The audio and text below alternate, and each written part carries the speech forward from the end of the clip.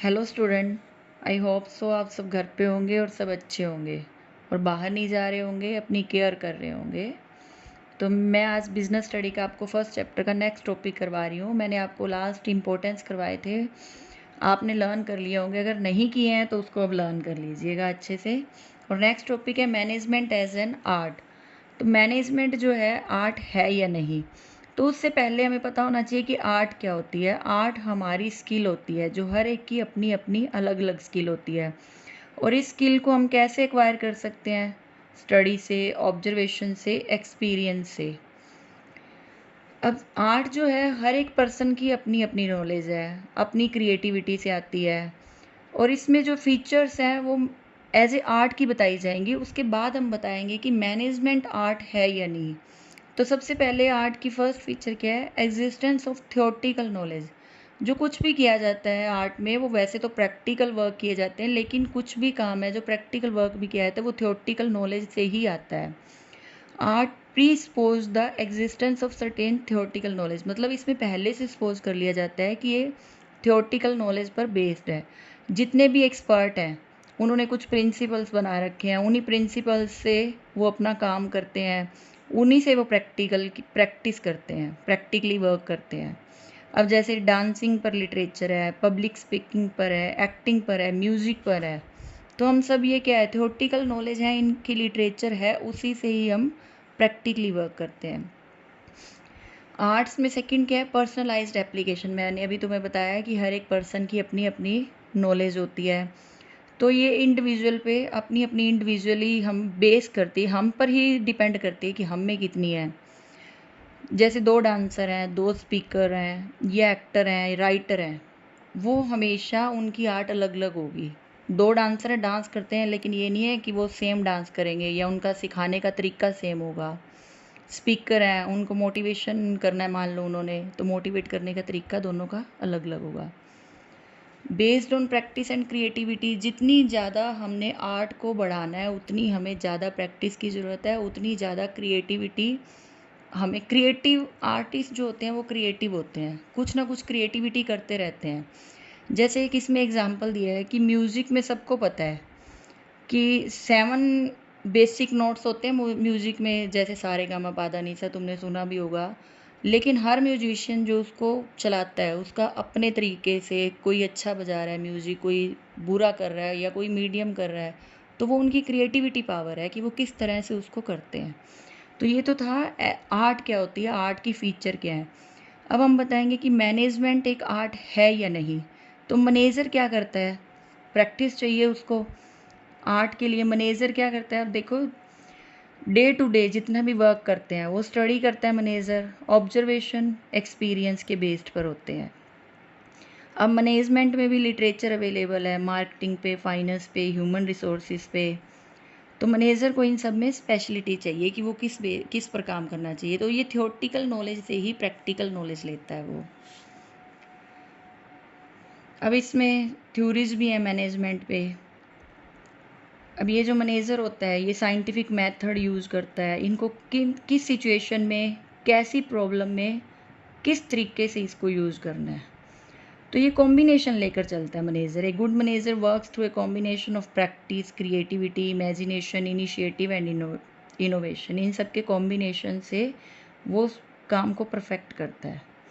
तो वो डिपेंड करते हैं कि वो किस सिचुएशन में कौन सा प्रिंसिपल फॉलो करेगा। अब मैनेजर जितने भी ये नॉलेज है, चाहे उसकी खुद की नॉलेज है, चाहे उसने इन प्रिंसिपल से रिसीव की है या एक्वायर की है, इनको वो खुद ही अपना फॉर्मुलेट करेगा सिचुएशन के अकॉर्डिंग। तो मैनेजर क्या होगा? The best manager are committed and dedicated individual, highly trained and educated. जो बेस्ट मैनेजर होगा वो हाईली ट्रेंड होगा, एजुकेटेड होगा, विद पर्सनल क्वालिटीज़। उसमें पर्सनल क्वालिटीज़ होनी चाहिए, सेल्फ मोटिवेट होना चाहिए, क्रिएटिविटी होनी चाहिए, उसमें इमेजिनेशन पावर होनी चाहिए। वो जिस बिज़नेस में वो काम करेगा इन सब रूल्स को फॉलो करते हुए अपने तरीके से सक्सेसफुली अगर वो अपनी क्रिएटिविटी से करेगा तभी वो आर्ट को यूज़ कर सकता है। अब जैसे एक बिज़नेस दो बिजनेस हैं, दोनों में मैनेजर काम कर रहे हैं, एक अच्छा बिजनेस चल रहा है, एक कम सक्सेसफुल है, एक ज़्यादा सक्सेसफुल है, तो दोनों में से कौन सा ज़्यादा अच्छे से सक्सेस हो रहा है? क्योंकि उसमें मैनेजर जो है अपनी क्रिएटिविटी का ज़्यादा अच्छे से यूज़ कर रहा है प्रैक्टिकली। तो ये तो था management as a art. Next topic है मैनेजमेंट एज ए साइंस। तो उससे पहले तो मैं साइंस का पता होना चाहिए, साइंस क्या होती है। साइंस में जो भी काम किया जाता है सिस्टम से किया जाता है, और साइंस कुछ ट्रुथ पर बेस्ड होती है, कुछ लॉज हैं जो हर जगह एप्लीकेबल होते हैं। अब पहले हमें वही सेम पहले साइंस के बारे में पता होना चाहिए, साइंस की feature, systematised body of knowledge, वही सेम जो ऊपर बताया कि सिस्टम से काम किया जाता है। और इसमें कोज एंड इफेक्ट रिलेशनशिप होता है। कोज का मतलब होता है जो हमने काम किया और उसका क्या इफेक्ट पड़ा। अब इसमें इन्होंने एग्जांपल दिया है वही लॉ ऑफ ग्रेविटी है, जो कि जो एप्पल ऊपर से गिरा ट्री से ग्राउंड पे गिरा, तो वो ग्रेविटी, लॉ ऑफ ग्रेविटी उसमें काम करती है। तो वो एक साइंटिफिक है कि उसने करके देखा तभी उसको पता लगा ना। ऐसे ही principle based on experimentation, experiment से, ऑब्जर्वेशन से पता लगते हैं। और ये रिपीट बार बार एक्सपेरिमेंट किए जाते हैं, ऑब्जर्वेशन की जाती है, तभी हमें पता लगता है कि ये साइंटिफिक प्रिंसिपल्स हैं। यूनिवर्सल वैलिडिटी, साइंटिफिक प्रिंसिपल्स हर जगह सेम फॉलो होते हैं, हम चाहे इंडिया की बात करें चाहे फ़ॉरेन की करें, कहीं भी यूनिवर्सल एप्लीकेबल है। अब इन्हीं फीचर्स के बेस पे हमें बताना है कि मैनेजमेंट जो है उसमें फीचर्स हैं या नहीं साइंस की। अब मैनेजमेंट में भी सिस्टम से काम किया जाता है। अब मैनेजमेंट के भी जितने भी बने हैं प्रिंसिपल्स, वो भी काफ़ी लंबे टाइम के एक्सपीरियंस के बाद, ऑब्जर्वेशन के बाद बनाए गए हैं।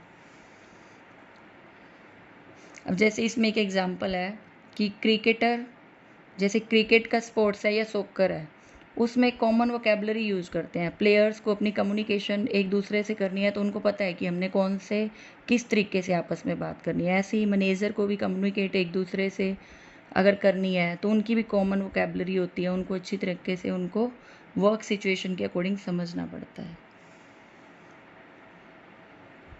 अब ऐसे ही मैनेजमेंट के प्रिंसिपल्स हैं, कई सालों से बार बार रिपीट हो रहे हैं, उन पर एक्सपेरिमेंट हो रहा है, ऑब्जर्वेशन हो रहा है, और अलग अलग टाइप के ऑर्गेनाइजेशन में उनका काम हो रहा है, तो ये उसी अकॉर्डिंग काम करते हैं।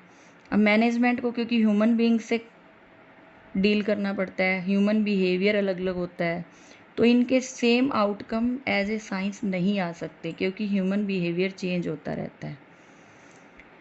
The outcomes of these experiments are not capable of being accurately predicted or replicated। क्योंकि मैनेजमेंट में क्या है, हम एग्जैक्ट साइंस की तरह इसको फॉलो नहीं कर सकते। ह्यूमन बिहेवियर है, कभी भी चेंज हो सकता है, उसी के अकॉर्डिंग इसको हम एग्जैक्ट साइंस नहीं बोल सकते। साइंस में से मैनेजर क्या करते हैं, जो मैनेजमेंट स्कॉलर्स हैं, प्रिंसिपल्स जो हैं साइंस के, वो आइडेंटिफाई करते हैं, फिर उनके अकॉर्डिंग वर्क करते हैं। And third one is principles of management are not as exact as the principle of science. जो वही जो मैंने अभी तुम्हें बताया कि साइंस के प्रिंसिपल्स हैं जो वो यूनिवर्सल है, हर जगह एप्लीकेबल होते हैं, लेकिन जो मैनेजमेंट के प्रिंसिपल्स हैं वो यूनिवर्सल नहीं है, उनको मॉडिफाई करना पड़ता है सिचुएशन के अकॉर्डिंग। तो इस तरीके से हम ये कह सकते हैं कि मैनेजमेंट एज ए साइंस है, लेकिन ये अप्लाइड साइंस है, हम इसको एग्जैक्ट साइंस नहीं कह सकते। तो मैनेजमेंट में दोनों क्वालिटीज़ हैं, आर्ट की भी और साइंस की, तो इन दोनों के अकॉर्डिंग उसको काम करना पड़ता है। तो management as an art and science are therefore not mutually exclusive but complementary, वो एक दूसरे के पूरक हैं। ठीक है बेटा, आपको इतना लर्न करना है। Thank you.